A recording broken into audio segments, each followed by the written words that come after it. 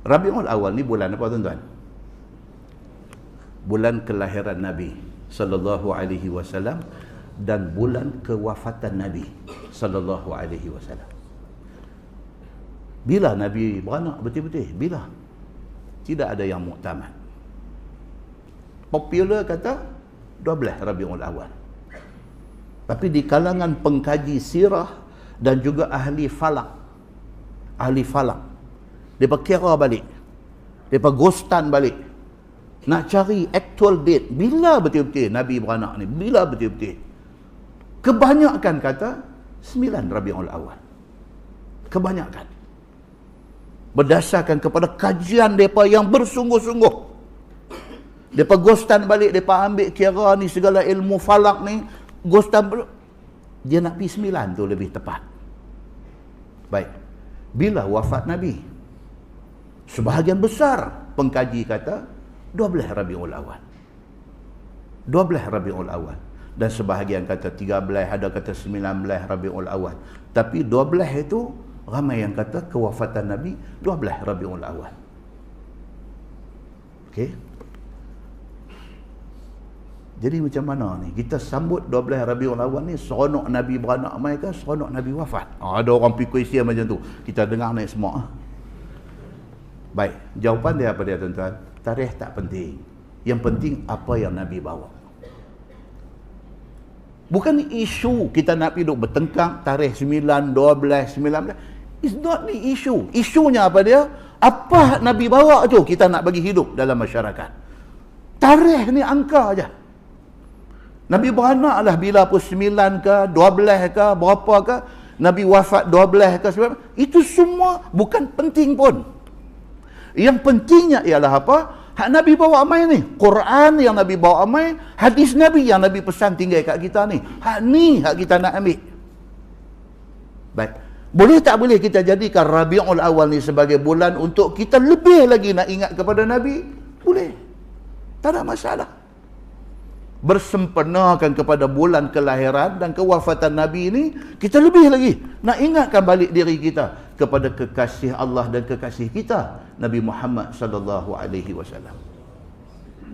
Nabi yang ditahmah, yang difitnah, yang dikecam, yang dibuat macam-macam oleh musuh Islam ni. Kalau hari ni, dulu Nabi dituduh ahli sihir, Nabi dituduh orang gila, Nabi dituduh sebagai pemecah belah masyarakat, Nabi dituduh sebagai penyair, Nabi reka Quran dan sebagainya. Itu tuduhan dulu. Hari ini apa dia? Nabi terus dihantam. Sampai hari ini Nabi Muhammad ni terus dihantam melalui lisan, melalui ucapan ceramah. Nabi dihantam melalui tulisan. Orang buat buku bantai Nabi Muhammad. Nabi dikecam, dihina dengan lukisan, buat karikatur, tunjukkan Nabi ni dengan rupa yang mengaibkan.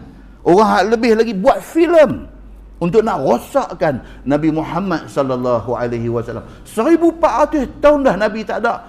Dendam dekat Nabi sampai hari ni ada lagi. Cari tan TV lagi. Dia buat filem tajuk dia Fitnah. F-I-T-N-A, Fitnah. Boleh masuk YouTube tengok. Macam mana dia menghina Nabi sallallahu alaihi wasallam. Dia buat filem Innocence of Muslim. Dalam filem Innocence of Muslim itu, Nabi digambarkan satu orang yang bloodthirsty, pembunuh yang mabuk darah. Ini dahsyat. Nabi digambarkan satu orang yang gila seks. Dia membesar-besarkan cerita Nabi menikah dengan Aisyah ketika Aisyah umur 6 tahun. Dia menggambarkan dalam tu Nabi ni satu orang yang pedofilia. Apa dia ni? Seks kanak-kanak. Bukan sahaja gila seks dengan perempuan. Dia kata Muhammad yang diikuti oleh orang Islam ni adalah satu orang yang pedofilia. Dia ni satu orang yang gila seks dengan kanak-kanak. Dengan perempuan, dia gambarkan Nabi ni isteri sampai berbelah-belah orang. Sedangkan dia bagi tahu dekat orang yang ikut dia, hampa takat 4 aja, tapi dia pederai pergi sampai belah orang. Dia kata, tak nampak lagi kah Muhammad ni? Awak yang hampa buta. Dia kata, hampa duk ikut lagi dia ni. Depa bara, tuan-tuan. Bara tau, bara. Depa bara dekat Nabi ni. Depa bara. Muslimin dan muslimah yang dirahmati Allah sekalian. Sedangkan, ni pasal bulan Maulid ni, Rabiul Awal ni.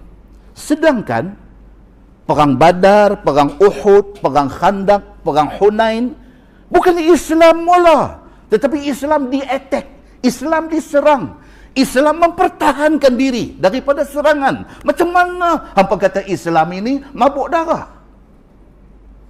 Tentu baca sejarah perang Badar, baca sejarah perang Uhud. Kita pergi umrah, kita pergi ziarah Uhud.